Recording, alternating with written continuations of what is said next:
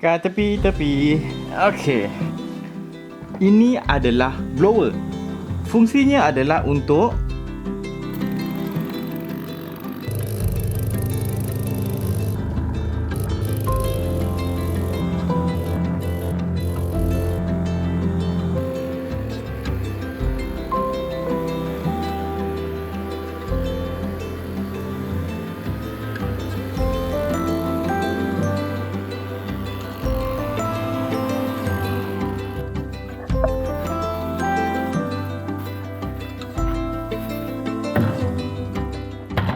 itu fungsi blower. Sekarang, macam mana blower ni berfungsi? Kita buka tengok dalam dia.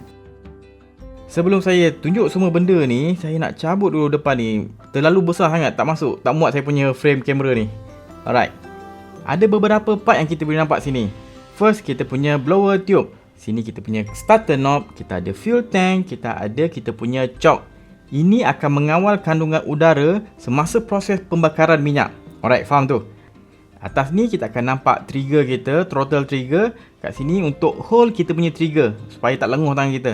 Dah habis guna, kita boleh turn off dekat ni, switch off ni. Alright. Dan last satu lagi dekat sini.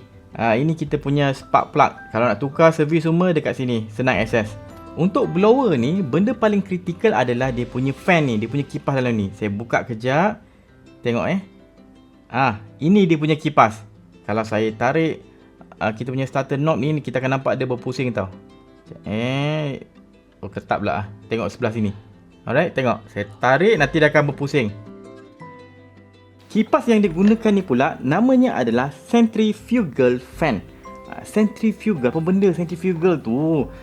Okey, contoh saya ada sini, ada kubik sini. Saya gamkan dengan tali wayar saya. Bila saya buat macam ni, dia akan berpusing. Nampak ni? Pusing. Ada rotation kat sini. Bila rotation macam ni, tekan muka ni kan. Bila rotation macam ni, ada dua daya yang terlibat. Okey. First adalah bila kita pusing macam ni, akan ada daya tension dekat kita punya tali ni ke arah titik pusat bulatan tadi. Pusat saya bergerak ni kan berbentuk bulatan ni kan. Akan ada daya ke arah titik tengah ini. Tangan saya ni adalah titik tengah bila buat bulatan macam ni. Daya yang wujud masa saya tarik kubik ni, masa membuat pusingan, itu namanya centripetal punya force. Daya ke dalam, ke arah titik tengah ni. Dan satu daya lagi adalah, bila saya pusing kubik ni, dia akan cuba keluar ke sana. Contoh bila saya pusing di arah sini kan, akan ada daya yang seakan-akan benda ni tengah nak pergi keluar sana. Sebab tu dia boleh berpusing keluar sana. Setiap pergerakan semasa saya buat pusingan ni kan, akan ada daya yang ke dalam di mana saya tarik benda ni supaya the hole dia tak terlepas. Kalau dia terlepas, dia akan pergi ke arah tangent bulatan ni. Dia akan, kalau saya pusing ke sini, contoh kalau saya pusing ke sini sampai sini, saya lepas dia akan lepas macam ni. Dia tangent kepada bulatan saya ni. Kat mana kita lepas, dia akan tangent kat situ. Masa kita pusing tu, selain daya yang ke arah titik tengah ni, akan ada daya yang keluar. Itu namanya centrifugal punya force. Ini namanya centrifugal punya fan. Bila kipas ni berpusing, agak-agak kat mana udara tu akan bergerak? Sekeliling ni kita ada shell, lepas tu pula kita ada bilah kipas kat sini. Udara tu akan gerak keluar ataupun ke dalam? Bukan ke dalam dia akan gerak keluar. Sebab nama dia centrifugal punya fan. Daya yang bergerak keluar daripada titik tengah ni. Bila udara tu dah tertolak kat luar, udara baru akan masuk ke tengah ni. Sebabnya dah bertekanan rendah kat tengah-tengah tu. Kalau saya tutup sini, tutup rapat sikit, tengok daripada atas lah. Ini lubang masuk udara. Ada tepi jap, tengok pula kipas tu. Dia punya fin ataupun dia punya bilah kipas tu macam tinggi dia maksimum dekat area sini. Bila kita tutup, nampak tak?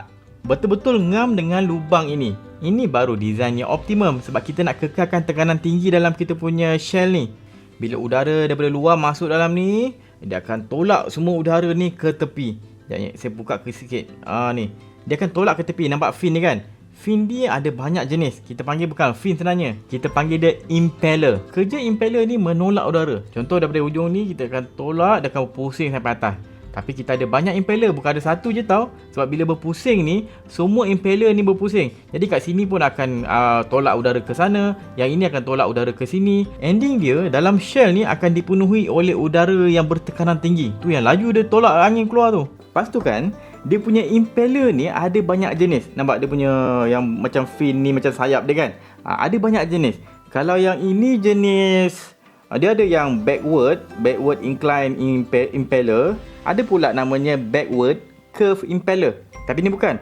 Ini forward curve impeller. Tengok macam mana rupa dia. Dia pusing ke arah sini kan, pusing ke arah mengikut arah jam. Ya, mengikut arah jam. Betul, mengikut arah jam. Lepas tu pula ni yang impeller dia ni ada curve kan. Curve dia ke depan. Curve dia mengikut arah pusingan dia ni. Itu kita panggil forward curve impeller. Ini bukan paling efisien, tapi ada sebab macam ni. Setiap design impeller ni ada dia punya pro and con dia. Tapi maybe itu dalam video lain kot. Saya boleh buat eksperimen di mana kita test perbezaan impeller-impeller ni. Apa efek dia, apa kegunaan dia, apa dia punya praktikal dia kat mana. Alright. Okay. So, itulah dia macam mana blower ni berfungsi. Dan blower ni saya dapat daripada Zenoah. Ni brand dia. Tu dia punya model HBZ260.